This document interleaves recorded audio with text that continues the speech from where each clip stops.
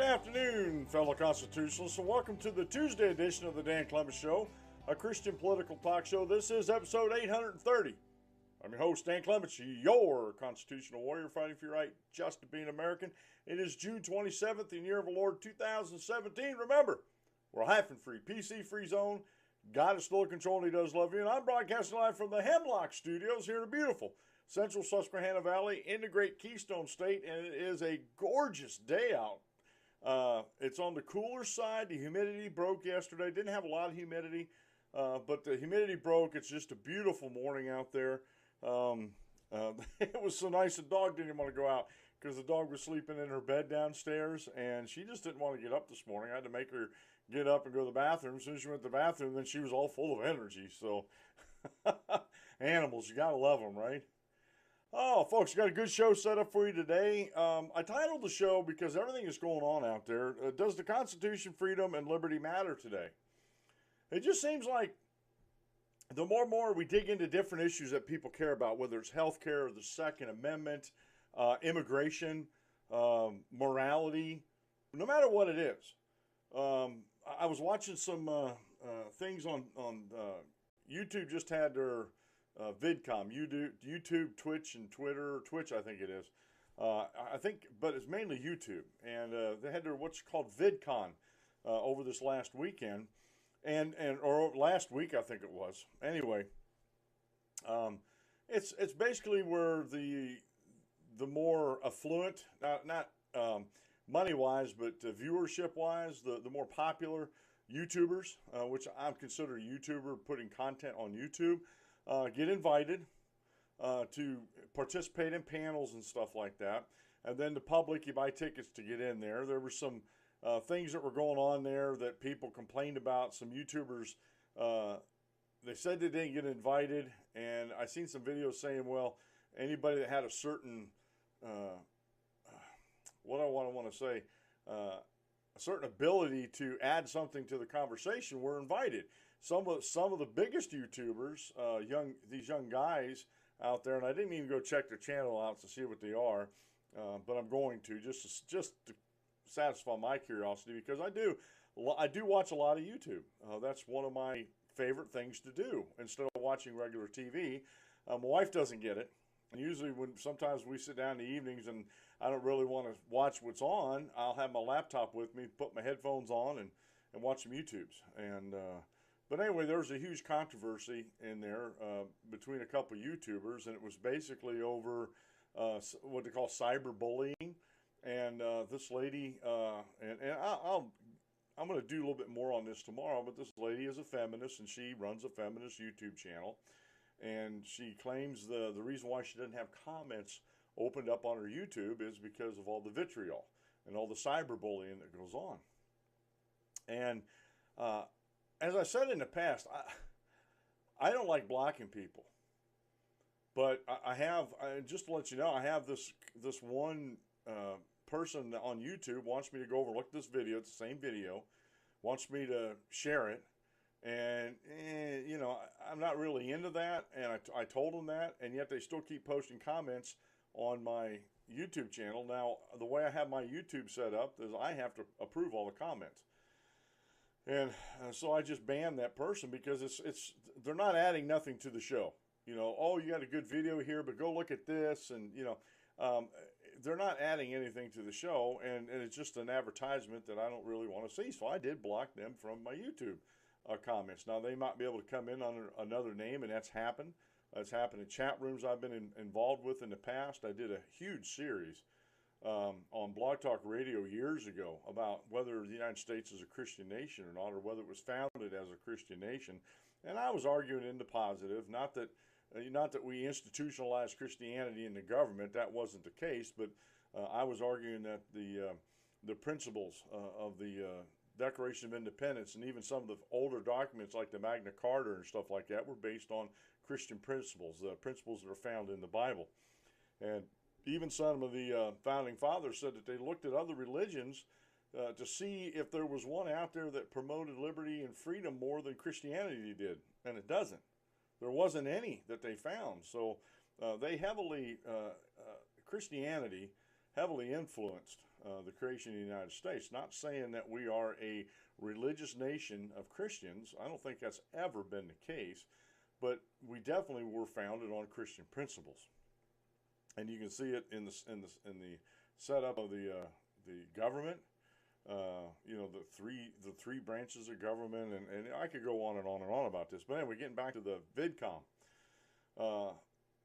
This feminist was saying that, you know, some of these comments, whether they are constructive or not. Now, I can see someone coming in and trolling and just being abusive. You need to take care of that individual as far as blocking them and try to keep them off your content. You know, because you are trying to create a brand, and I've run into this problem on Facebook. They're confusing my personal feed with my show feed. And now my personal feed, I let a lot of political things come on there because a lot of my friends that I talk to are very political. But you can't judge me by just what you hear on the feed, because that's not the totality of who I am or what I say online. I let my radio show do the talking for me, and on Blog Talk Radio and also on YouTube, I'm putting out small, 5-10 minute videos that sort of give you an idea of where things are at, but I always leave the comments open. And hopefully someday, if I do become one of these affluent YouTubers, one of these popular YouTubers, I will have the wherewithal to hire some folks to take care of the social media. And I was thinking about that this morning too. If I hired some folks to help do the social media, hopefully I'll hire them to do other things so we can rotate people in and out of that, because I don't think it's healthy for anybody to sit there and see all the vitriol that comes forth on the internet. And some of this stuff out there is ridiculous, and I think some of the YouTubers really need to sit down and think, is this something positive that I can put forth that'll actually add to the conversation, or am I just out there moaning and complaining about something that doesn't really matter? It's like this guy I was watching a YouTube video the other day because I watched Philip DeFranco. Warning, he does have some foul language. And I sort of overlooked that because I think his content's pretty good. I want to hear the opposition. And he's not opposition, but I want to hear other points of views on stories that I'm following. And I hate the fact that some of these YouTubers feel the need to let loose with profanities because, and this is just, and if they want to, that's up to them. Freedom of speech, right? But I go on the other end of that, the consumer. You know, what happens if mom and dad are listening to this video and kids walk in the room and mom and dad don't realize it, and you're sitting there just letting out a string of profanity? Do you want your speech to be colored by that if someone young in the room is going to hear that? And I'm sorry, I've never talked to Steven Crowder. He has a show called Louder with Crowder, and he brags about how he's FCC compliant. But they still use foul language on the show. They just bleep it out. But you know exactly what they said. You know, because the bleep came too late. Whoever's doing the sound editing needs to go further, go a little bit back in time a little bit to cover the whole word. But you still know exactly what they said, even though they bleeped it out. So, again, you're allowed to say it. I'm not saying you can't, but I just want you to start thinking about the end consumer. You know, is there some innocent ears that don't need to be hearing that profanity in the room or while they're on the computer doing something else or watching some other favorite YouTube videos, and this is supposed to be a family-friendly video, and it has all these profanities on it. So that's what they're talking about in a couple of panels I was watching. I'm still watching. There's a bunch of panels they're watching, but this one really intrigued me because the lady, the feminist on the panel, called out somebody that was doing nothing but sitting in the crowd. He's a big YouTuber, and I can't. I'll have to get the link for you. It's Sargon is his first the first name in his show, and that's whatever you want to name your show or your channel, whatever. That's fine with me. I'm kind of an old-fashioned guy. You see what you get, or you get what you see. I'm Dan Clements. This is the Dan Clements Show. You can't get any more simpler than that. And we got, as my buddy Dave might tell you, we got to try to keep things simple for me. I mean, that's just, those are the facts, folks. But anyway, With all this healthcare debate, I was talking to a lady last night on Facebook. I said, please explain to me how healthcare is a right. And this lady answered back, will you explain to me how it's not a right? And so I went on to explain how it wasn't a right. And then at the end, if she read through the comments, I'm going to see if she reads through the comments. I said, technically, this isn't the way it works. You're supporting this proposition. You should be able to tell people why you believe what you believe. I mean, as a Christian, the Apostle Peter, through the inspiration of the Holy Spirit, said, if someone asks you a question, be ready to give them an answer of the hope that lies within you. That means to tell people why you believe what you believe. And far too many times, it's been getting, either I'm noticing it more or it's happening more. It could be a combination of both, but this thing is happening more and more and more, where if you make a comment, ask them a question, they put the workload on you to prove something. And they're the ones that are saying, I support this proposition. Okay, you support it. Why do you support it? Why do you believe that healthcare, and this is what we're talking about, healthcare is a right. And I got a video with Rand Paul I desperately want to get to today. But it's like they're lazy. Folks, I don't want to be mean-spirited about this, but if there's no other term I can lay my hand on, or my tongue to, or my mind at, they're lazy. They don't want to do the work. And honestly, I don't know if it's out of fear that they might change their mind or find information that might change their mind, although I've seen a good Lawrence Sutherland video this morning that explained a little bit about this cognitive thinking and how people have preconceived ideas and they only look for news or articles that actually support that, and I honestly believe that. I try not to be that way because at one time in my life I was that way with my religion. I defended the Catholic faith pretty staunchly until I came to the truth and I had a decision to make. And as I look back over my life, that life-altering decision there sort of changed the way I look at everything in life. That I can't be dogmatic about something until, and even then, even if I have all the facts that line up, I still shouldn't be dogmatic about it. I still should have an open-mindedness about it, that if new facts or new revelations come into play, that I should be able to change my mind, and I should change my mind, and I should be allowed to digest these new revelations or facts and study them for myself, but not be so close-minded that I'm not going to listen to differing opinions or alternate views I try to see things through the libertarian eye, and I've been accused of being a libertarian. And I do have some libertarian tendencies in me politically. And, I've been accused of all sorts of things. But the one thing you can't accuse me of is living in an echo chamber, because I just don't live in an echo chamber. And that's what I'm finding out more and more and more. These people, well, healthcare is a right. Okay, you've made that statement. Prove it. Well, you proved to me that it isn't a right. Well, you know what? It's not on me to prove that until I find out exactly what you mean by a right. Is it, and I asked this question in this, and this is pretty important, and then we'll get into the show. Is it right to take somebody else's labor and not give them money for it? I put as an individual, not as a group, not everybody in the country. I wanted her to answer me as an individual. Is it right for you to take the labor from somebody else and not pay for it? And that's where a lot of this issue is coming with, and Rand Paul will actually get into it kind of sideways about it in this video I'm going to share with you. This is where we end up sometimes in this discussion, that we don't define our terms to begin with. And people think that healthcare is a right when it's not. And if you want me to answer why it's not, email me at danc@constitutionalwarrior.com.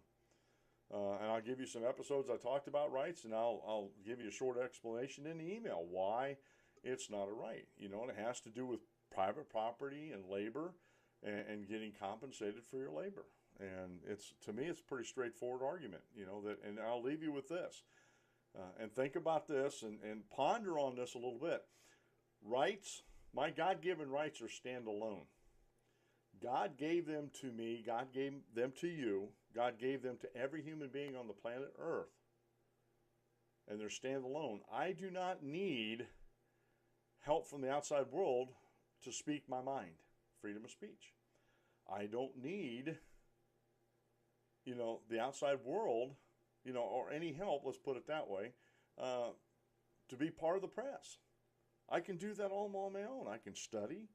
I can read articles and different authors and publishers and reporters and journalists and all this kind of stuff. And I can do this all on my own without any coercion. Didn't cost me anything as far as somebody else. And when I say cost, when I'm talking about cost and rights, I'm talking about someone else paying for something that I consider to be a right. Now think about that. Think about that for a minute. Rights are standalone. They absolutely are. And my right to bear arms, whatever form that arm may take, whether it's a gun, a bow and arrow, a sword, a staff, a walking staff, a pocket knife, brass knuckles, whatever it is that I deem necessary for my protection, the right to bear arms shall not be infringed. Everybody assumes that means guns. Guns are part of it, but it's not all of it. I still will, Dave will probably like this, and the NCIS listeners out there or watchers will like this. I adhere to Gibbs rule number 9. Always carry a knife, folks. Always carry a knife. All right. Today's show is being brought to you by one of my affiliate marketers, Bluehost. Matter of fact, because I use Bluehost as my hosting service, I automatically became part of their advertising and am an affiliate marketer with them, or they're with me. And they have a back-to-school savings that's going on right now. And it's starting at $2.95 a month. And you get free domain, free site builders, one-click WordPress install, and 24/7 support. If you want a web presence, a blog, whatever it is, and that's basically what my show notes page is a type of a blog. I just use it as my show notes page. Whatever you want to do, Bluehost is the place to be. And WordPress, I'm telling you what, folks, I wish I'd have found WordPress years and years ago. I used to know, I probably don't even know how to use Joomla anymore, but I used to take care of my own website using Joomla, and that took a lot of work. And WordPress and Bluehost took the work out of it. So if you want a good quality hosting service, $2.95 a month to start with.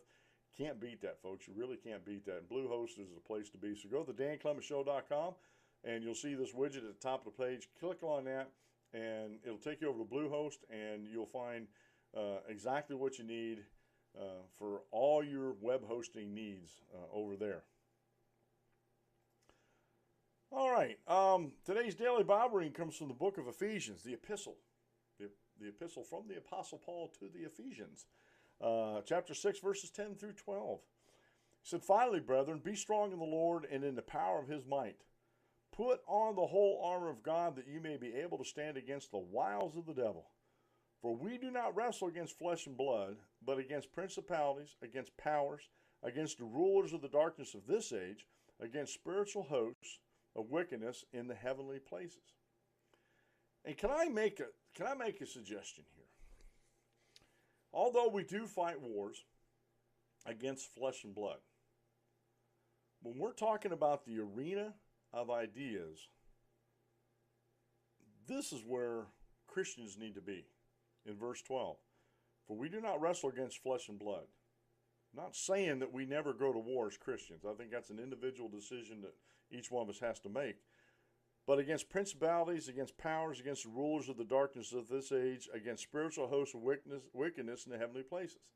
They're talking about ideas, talking about principles of living, things like that we wrestle against.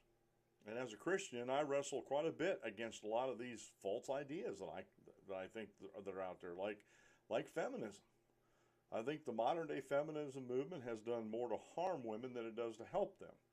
And yet these younger feminists out there, they don't understand that. They don't understand that the Bible, especially New Testament, elevates women and puts them on a pedestal. And the men are supposed to protect them, and they're a helpmeet to the husband. The wife is a helpmeet to the husband. They're not a doormat, not punching bags. They're not sexual toys. They're helpmeet, and they're equals in life, folks. And There's a huge misunderstanding about that, and that's where we need to take our battle into the arena of ideas, because we're not fighting against flesh and blood. We're fighting against ideas and against the powers. And in order to have powers, I had to have ideas to get there. This is my idea how we should govern. And this is where, like I said, in the arena of ideas, these things need to be discussed and debated and talked about. I love this quote meal from Patrick Morley. The turning point in our lives is when we stop seeking the God we want and start seeking the God who is. Oh, that sums up a lot of what I talk about on the show here, folks. Too many people are looking for a God that conforms to their ideas. Too many people are looking for a political system that conforms to their ideas instead of looking at things that conform to what is. Freedom. And let me go a little side note. Freedom and liberty are not the norm in human history. They just are not. And the United States is like an aberration. Because we see these other countries like Venezuela that was very free, and in two presidential rules, we've seen it descend into the seventh level of hell down in Venezuela, economically, politically, everything. So and it's because people don't guard freedom and liberty, and two, people get the wrong idea about what freedom and liberty is and what socialism is and all these other political ideas, because they don't have an in-depth knowledge of the evils and the disparaging aspects of these different political ideas. And that, so I think this is very telling that we need to stop seeking the God we want and start seeking the God who is. Very important. Be who you is and not who you is not. For those who is the happiest lot. Aesop's Fables. I was a Saturday morning cartoon junkie when I was growing up, and I loved that. Yo, Mr. Wizard, I don't want to be a truck driver. Help! And then the wizard come in, and say, be what you is and not what you is not. For those who is the happiest lot. And I think there's some wisdom in that. I really do. Today I'm going to do something different for the short Bible lesson. This is from the Institute for Creation Research.org. It's a video talking about creation days. So let me get this all set up, make sure I'm doing everything right. Give this a real quick listen.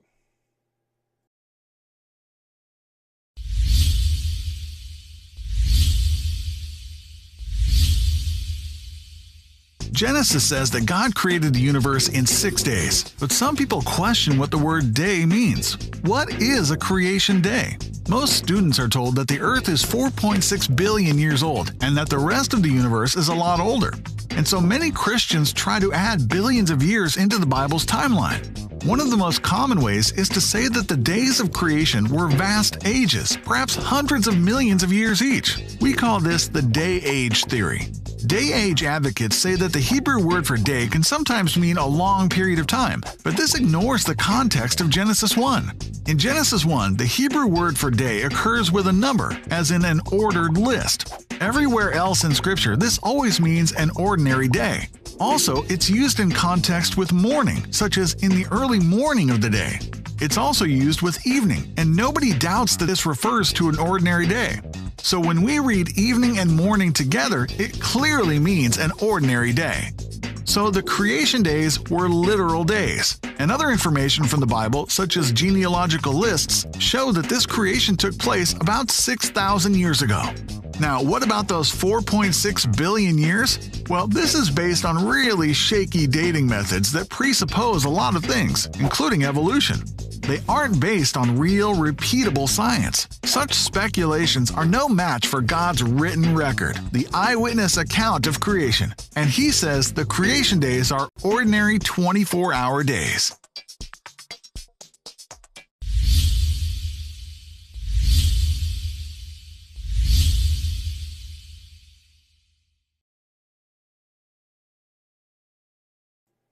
All right, folks. I hope you enjoyed that short video. I like those little things, and I'm a subscriber to ICR.org, and I read a lot of their Acts and Facts. It's called. It's a newsletter you can get, And the link will be up in the show notes page after the show. Matter of fact, all the show notes pages are caught up as of last night, and this one will get caught up today after the show. So I really like that. I do think, and this is again one of those things you got to dig down and see what the words that are used actually say, and what they actually mean when they're originally written, and not taken out of context of what like in today's atmosphere. Like Jesus Christ was, going to conquer Rome and everything, and folks just get this wrong idea who Jesus Christ is. A couple more things here. We got a lot of time here left. I did finally get, and I thought this was kind of neat because I was one of the ones. I know I wasn't the only one pushing this, but I was kind of one of the ones that was pushing about the. On Blog Talk Radio, they changed the metrics on how they measured everything, how they collected data. And I noticed that my show numbers went way down. And I was like, what in the world's going on here? And I kept an eye on it, and I emailed them a few times and said, what's going on here? I had this amount of listeners before you did this, and now I'm down to like a third of what I used to have. I said, what's the deal? And I said, and I kept going through the bots and everything, and I said, and I emailed them saying, look, I use a podcast, it's called a podcast aggregator. And I use it called Gpotter. It's an open source, works well on Windows 10. And basically what you do is you open up this application and you go find your shows, your podcasts you like to listen to, put in the URL for the RSS feed of that show. It populates a sidebar on the left and tells you what the show is. And then all you got to do is when you open it up, you click a button down at the bottom saying check for new shows. And it'll go through all those feeds for you while you're doing something else. It'll check for the shows. You'll tell them to either download all of them or select the ones you want downloaded. Hit the button and they'll download them. And then I always upload them. I got a SanDisk clip, as it's called. And I just upload that in the... on my clip, and I take it with me. I listen to it when I'm working out in the yard sometimes, or when I'm walking or driving the car or something. I'll take it in like my wife's car. It's got an auxiliary jack, and I just plug it in. And I can listen to all these podcasts. And I said, there's a lot of people out there that do that. I don't know too many people who still do individual aggregation themselves because it just takes a long time to do it. And, quite frankly, people are smarter than that. And I said, does your algorithms and your metrics and everything take this into account, that some of these bots that you say are just artificial bots that are just going out and collecting these podcasts and putting up these numbers, which I still been trying to do some research on that, and I don't even know if that's a thing. Maybe it is. Maybe someone created a bot that just goes out and downloads the shows every day, and or constantly and repeatedly from different IP addresses or something. I don't know, how they get their, how they come to that conclusion. But I said, there's a lot of people I know that listen to my show because I got messages from them that actually download the MP3s and listen to them. And, I've even asked them, I said, well, how do you do that? And most of them tell me. I haven't had anyone tell me that they individually download their podcast. They use a podcast aggregator, which looks like a bot or a robot, but they call them bots on the internet. That looks like a bot when it's happening. I said, you guys need to figure a way to distinguish these things. So we got a letter this week from Blog Talk Radio saying we're writing to let you know that you will soon see a change in your listen and demographics numbers. Why? Our data science teams is constantly working to refine the tools and methodologies that we use to collect, filter, and analyze the listener data we report to you from any available sources. As we learn, we improve. Minor adjustments occur without fanfare. Occasionally, however, a more significant adjustment of our site-wide metrics reporting baseline is warranted. We call it a rebase. So they rebase their metrics. So I'm looking in the next few days because my numbers, without the added, they took all these bots off and everything, my numbers have been averaging 400 plus. And some days I've been hitting over 700 on Blog Talk Radio for my listenership. And like I said, at one time in the past, I used to be well over 1,000 listens on a program, which would put me up into as far as a revenue stream, would put me up into a higher revenue stream if I could keep that up. And I think I have been, according to my simple math about this whole thing. So I just want to, if you're listening to me on Blog Talk Radio and you happen to be a host and you didn't see this email, this is something that's coming. I'll keep an eye on it and see if I see a difference or change in it within the next week or two. So I just wanted to bring that out to you. Now, there's a lot of other things going on out there, but the biggest news besides the Supreme Court decision to allow President Obama's travel, or President Trump's travel ban, I took care of it myself there, folks, to go into effect.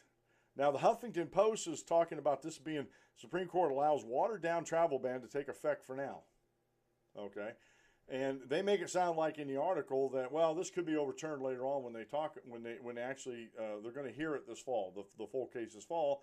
But they looked at the basic, what the executive order said, and it seems to me that they're saying nothing in there is out of line, so they're letting it take effect.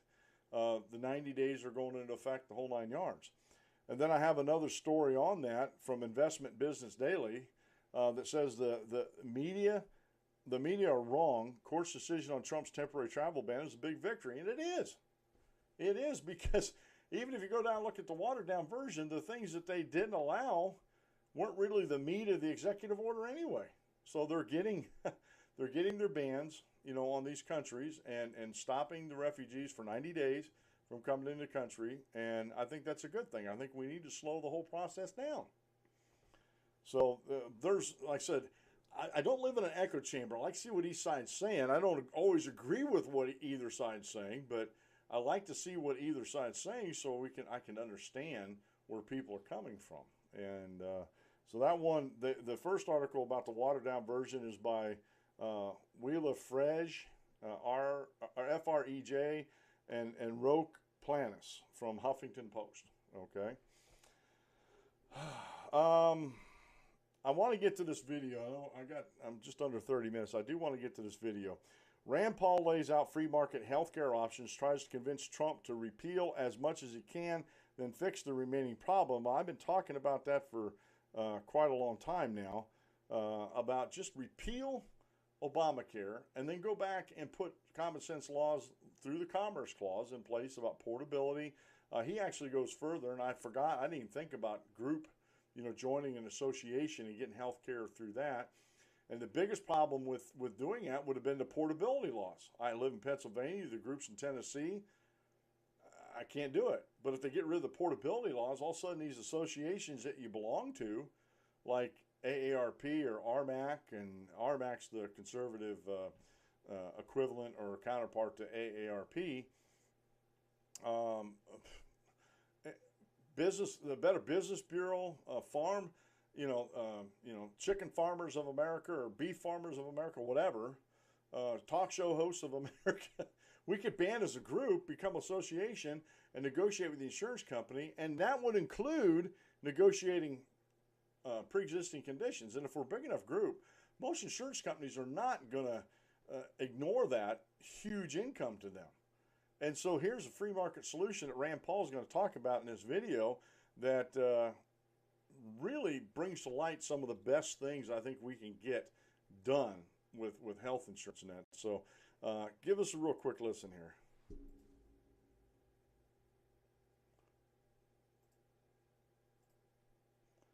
Okay, it's not working. Hang on a second. Let me do this more. I had it working earlier, and I'm sorry, Senator Rand Paul. Republicans currently opposing the Senate's bill is joining us now. Senator Rand Paul of Kentucky.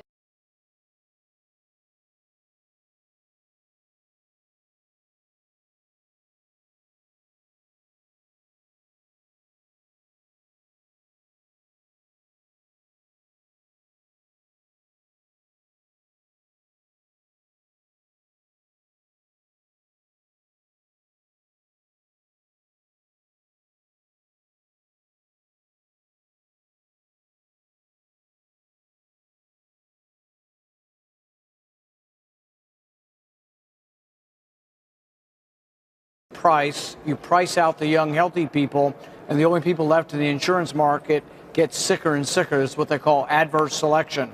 It's also referred to as the death spiral.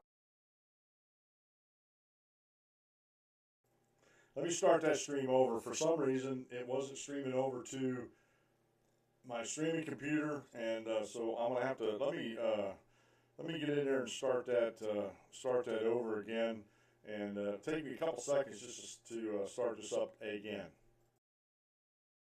And actually creates a brand new subsidy, $120 billion subsidy for insurance companies called. Republicans currently opposing the Senate's bill is joining us now. Senator Rand Paul of Kentucky is with us. We'll keep an eye on what's happening with the president and his greeting with the India Prime Minister. Of course, Senator Paul, you are a member of the Committee on Health, Education, Labor, and Pensions. You've been thinking a lot about this issue. What does this bill need to get you to vote yes? Well, you know, the fundamental flaw of Obamacare is that it says you can buy insurance after you get sick, but it also tells young, healthy people that your insurance is going to cost more because there's 12 regulations or mandates that every insurance policy has to have. When you mandate what insurance has to cover, you increase the price, you price out the young, healthy people, and the only people left in the insurance market get sicker and sicker. It's what they call adverse selection. It's also referred to as the death spiral of Obamacare. My problem with the Senate bill as it currently exists is we don't fix that.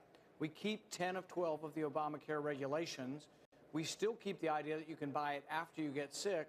So I'm concerned that the death spiral of Obamacare may well even get worse with the Republican version.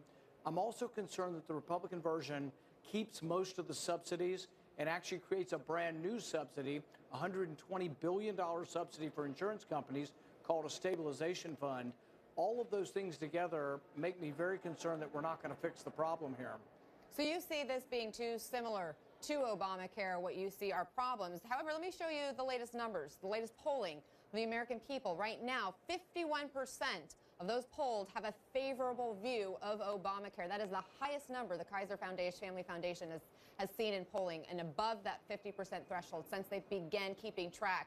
79 polls since 2010. Meantime, you can see the GOP healthcare plan is just 30%. Obamacare is popular right now, Senator. Well, I would say the most important poll is if you say the individual market. If you're a plumber or you're a pest control guy and you're trying to buy insurance, in 50% of the country, there's only one insurer. We now have many counties where there's no insurers. So I think without question, Obamacare is a failure, and it's getting worse. Premiums have gone up 105% since we got Obamacare in the individual market. The individual market is in disarray. The insurance companies are pulling out, jacking up their premiums, monopoly in 50% of the country. So really the most important poll that you can point to is can you get insurance? And for 50% of the country, they're stuck with a monopoly, and it's spreading to where in many parts of the country, there's not going to be any insurance options. So something has to be done. Obamacare is failing in the individual market, but the best way to fix it is through freedom, and everybody seems to be afraid of freedom. What we should do is legalize inexpensive insurance. What does that mean? That means insurance without any regulations, insurance that you can buy what you want at the price you want to pay. Because right now, we have people with big hearts who say, oh, it should cover everything, but they price poor people out of the marketplace. So I know they're well-intended. President Obama wanted to help poor people, but he actually priced poor working-class people out of the marketplace. So let me ask you this question then. If you roll back some of those regulations, perhaps it does end up making health care coverage cheaper for people who are younger, who are healthier. But what happens to those people who have pre-existing conditions, those people who are sicker, who are older, who may not be able to afford what insurance companies want to charge them for their treatments and health care? The best way to help people with pre-existing conditions is to get them out of the individual market completely and let them get group insurance. And I'll give you an example. If you work for Toyota and your wife has multiple sclerosis, leukemia, breast cancer, or vice versa, the woman works and her husband has all these terrible problems, you don't have a problem. I mean, group insurance covers all of these things whether you get sick or not. The individual market is different. They treat you and your spouse as somehow an insurance pool by yourself, and it's not fair. So what I've been saying over and over again is let people in the individual market join a group. Let them join the Chamber of Commerce, the NFIB, AARP, Farm Bureau. Let them buy group insurance across state lines. Let them be part of a big co-op. Not that the government creates, but that we let the market create. And I think if you have confidence in capitalism, what would happen is virtually everyone would get coverage through a group plan then. There would be a few people who fall through the cracks, and I think that's what Medicaid's for. But what would be the incentive for insurance companies to offer people with pre-existing conditions or people who have serious illnesses or who are older and will more likely need more hospital care? It's market leverage. So, for example, General Motors might have 200,000 workers, and they have some of them who are sick or whose spouses are sick. Somebody sells them insurance because they want the 200,000 workers. So let's say the Farm Bureau in Kentucky has 30,000 people that buy insurance through them.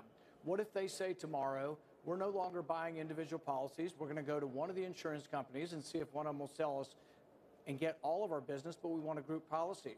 I think they have the market leverage to do this. Imagine AARP. AARP has 33 million people. If they chose to negotiate for health insurance, who wouldn't want their business? Insurance companies couldn't afford not to turn them down. I hear where you're going. So President Trump gave you and a few others a phone call, we know, over the weekend. I'm curious, what did he ask you, and did you come to any sort of agreement? You know, we had an extensive discussion about all the ramifications, which way the leadership's taking it, which way the conservatives want to take it, which way moderates want to take it. And what I told him that would get me on board, and we had, I think, a very frank discussion about this, I told him if we narrow the focus, let's just say we aren't going to fix everything. In fact, I don't think everything is fixable in healthcare. Let's say we're going to try to repeal as much as we can of Obamacare, and then we're going to work with the Democrats over the next 6 months to try to fix any remaining problems. I think once it's no longer a debate about repeal, but when it's a debate later on about how we fix healthcare, then maybe there could be some bipartisan coming together. But Obamacare is in such terrible straits, we should try to repeal as much as we can now of the taxes, the regulations, and see if we can do something to patch up Medicaid until we can get to a position where we can fix it. But Senator, the bill with all would have due to respect, be narrower. you guys had 7 years to come up with the plan to replace Obamacare. Do you think there's going to be a vote this week real fast before I let you go?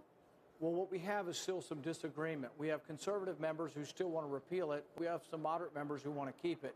And that's what we're going to have to figure out in the next couple of days. Is it going to happen this week? We'll see. I think it's a lot to digest in 1 week, not only to read the bill, but we don't even have the CBA score till this afternoon. So I think it would be very, very ambitious to think you could get it done. So far, the Senate leadership is not negotiating with our office. I'm trying to negotiate with the president, but really the president is going to have to tell leadership they're going to have to negotiate with some of us who don't see this bill as being good for the country. Senator Rand Paul, we really appreciate your time. Thank you. All right, folks, that was I got to get her name up, but real quick, Cabrera, Anna Cabrera of CNN News, and I was watching her face because when I originally did this, saw this and listened to this video before I put it up on the show, I was listening more in the words than the face, but her facial expressions. At one point, it looked like she was almost scowling when he was talking about how bad Obamacare actually is. And this is the problem with folks who, and she seems like an intelligent young lady, but it seems to me like she just hasn't done her research. And that snarky remark about, well, your Republicans have had 7 years to come forward with a bill to repeal Obamacare. You know what? Republicans play politics just like Democrats do, and if they didn't come up with a bill that President Obama could sign, then why even? And I know they tried a few times, and it just got shot down in either the House or the Senate. They tried a bunch of times to repeal it, but they knew it wasn't going anywhere. That was more virtue signaling on the Republican side, and just before a major election, you're not going to tip your legislative hand of what you're going to do. The Democrats certainly never did, especially with Obamacare and everything. When they implemented it, when did it actually start going into implementation? It was after the 2012 presidential election. So the sting of it wasn't known yet to most people. It wasn't only after that. And just, folks, in 4 short years, Obamacare imploded on itself, literally blew up, almost like a black hole sucking everything else in with it. And so Rand Paul has some very free market ideas in there how to fix things. And the biggest one I see with, especially the pre-existing conditions, because when I was in the workforce, all the group insurance would cover your pre-existing conditions. Even if I changed jobs, I'd get on the insurance, it'd be 90 days, get on the insurance, and then they cover everything because that was part of the deal with these group insurances. And to get the individuals out of an individual market, especially folks with pre-existing conditions, and get them, allow these associations through, a portability law, get rid of them portability law so they can buy insurance across state lines, and then people can become, and who knows? I think the sky's the limit as far as the free market's concerned on how many of these associations people would put together that they could belong to buy group insurance. Can you imagine how much that would drive the price down of not only health insurance, but also health care? And I still say I think one of the best things they could do, even inside these group plans, is set them up as health savings accounts. Get them on a group basis and group cost, but set them up as a health savings account for the employee. And it gives the employee some responsibility, and also that'll also help keep prices down, because if you're taking even if people don't think this way, once they get used to thinking this way, that hey, this is my money, and if I just go to the emergency room for a sniffle and pay $400 versus going to my doctor and maybe paying him $75, which should I do? Well, to me, that's a no-brainer.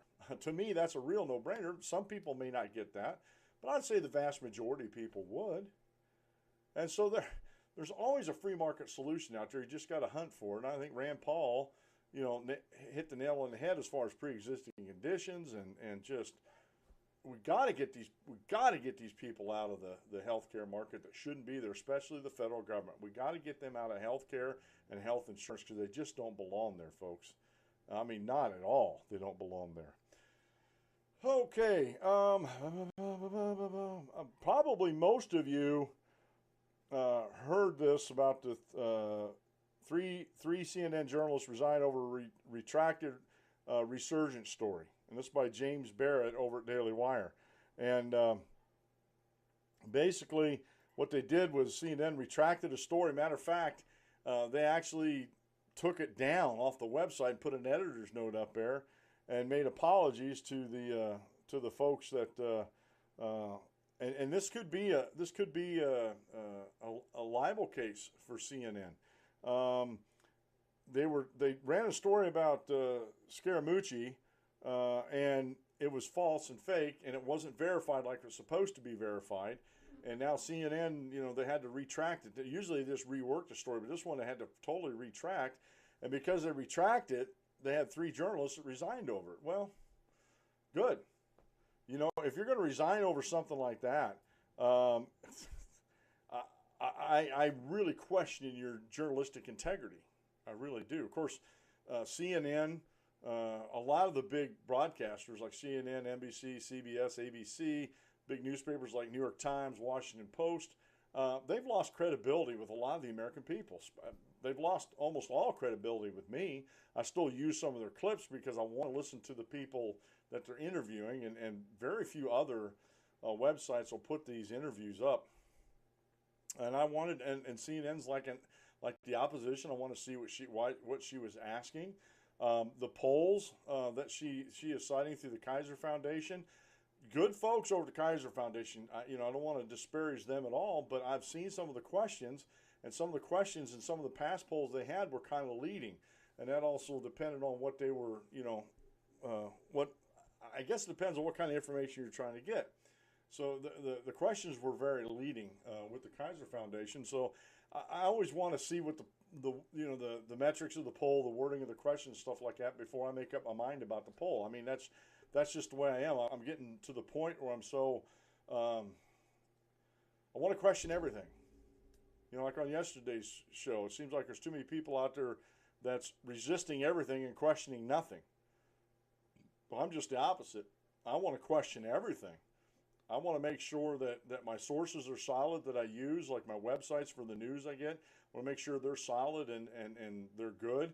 Not saying they're perfect and don't make mistakes, but for the most part, the sources I use are good. Even the ones, you know, like Slate and Salon and Huffington Post and Mother Jones, they are for their community. And this is what you have to, this is where I think some conservatives and libertarians and that go off the rail about this, and Republicans, I should say. They're just as bad as the progressives and not looking at what the opposition's saying.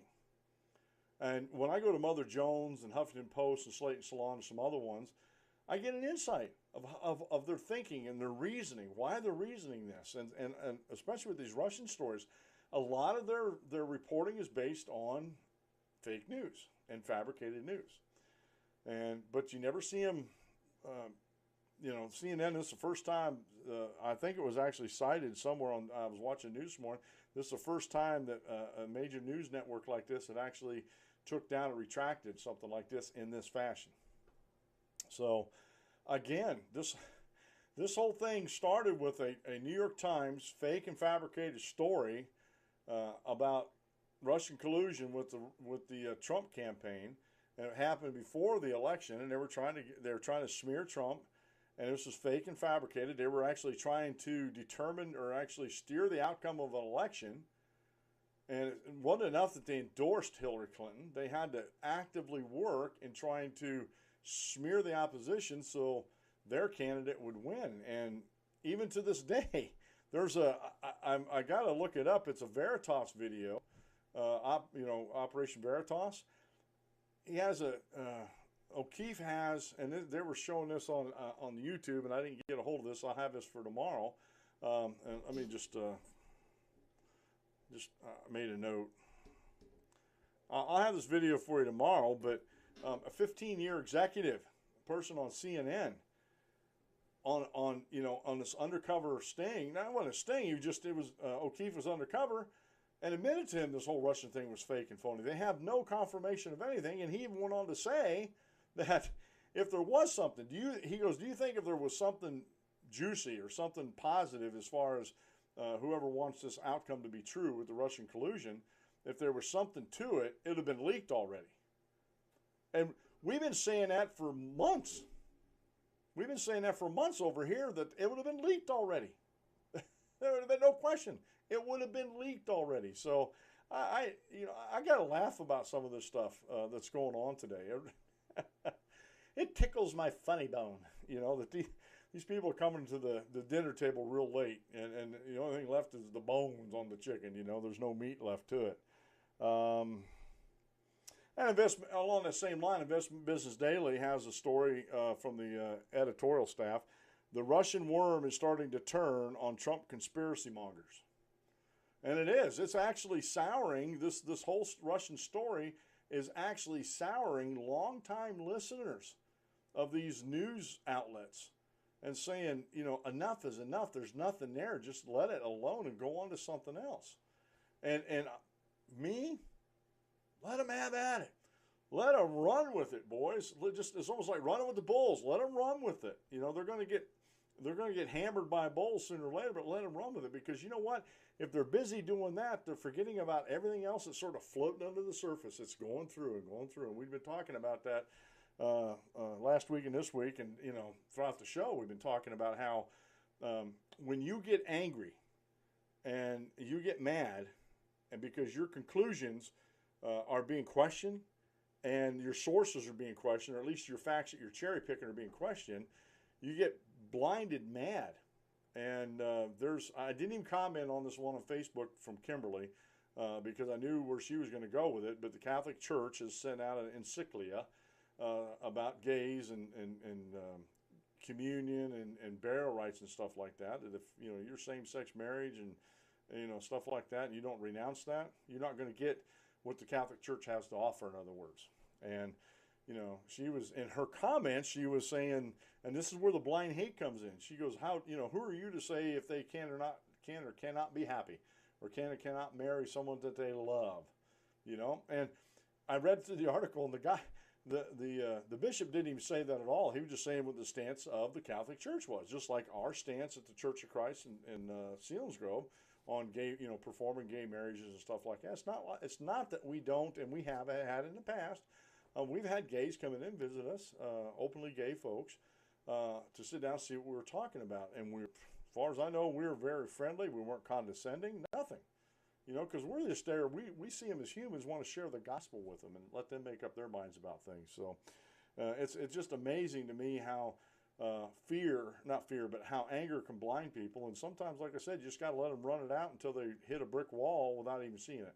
And I'm afraid that's what's going to happen with a lot of people out there, especially with the way the political climate is today. You know, we don't look at things the way we should be. We want to adhere to an ideology blindly without questioning it and not able to tell people why we believe it or not, or why we follow this ideology or not. And that's dangerous. That's a very dangerous position to be in.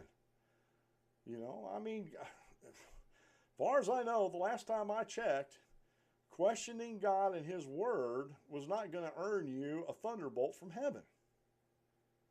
A lot of people have questions about God, who He is, and what He wants for our lives and stuff like that. And they come across a hard thing in Scripture and say, "Is this what God really wants me to do?" And we have to do more studying on it. And that's okay. God's okay with that. He told Isaiah, He wants to sit down and reason with us. Although our sins make us as scarlet, scarlet wool, like a bloody, piece of wool. That's how our sins happen. But He still wants to sit down and reason with us. And in reasoning things out, sometimes there's questions asked.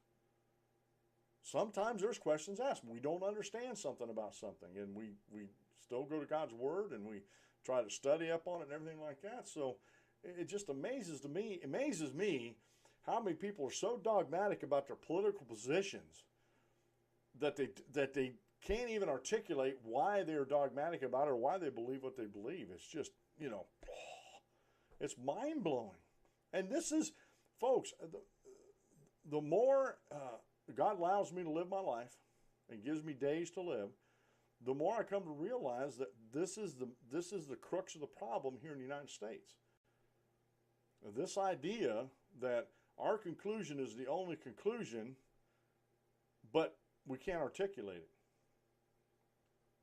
We don't know why we believe what we believe, and that's a huge problem, folks. That's where all sorts of idiocies come about, like the Jonestown Massacre. Those people didn't check out Jerry Jones to see if he was telling the truth or not. They just followed him blindly, and look what happened to them. They drank the Kool-Aid and they died. And the people down in Venezuela, I'm sorry to tell you, that they are living their choices. They put Hugo Chavez into the presidency not knowing the type of guy he was. And matter of fact, real quick here, and you know what, I'm running out of time. I was going to say something about the Obama's election, but you probably know where I'm going to go with that one there. So there's the music, folks. The end of the show. Fear not, I'll be back with you tomorrow at noon. Show note. I will not have a show on Thursday because I have a long day of physical therapy. Got to go up for, they're checking me out, seeing what I can or can't do, and put me on a program for my fibromyalgia. So I will not be in the studio at all on Thursday. But I will be back on Friday. So tomorrow at noon, remember, if you aim at nothing, you hit it every time. Have a great rest of the day, and God bless.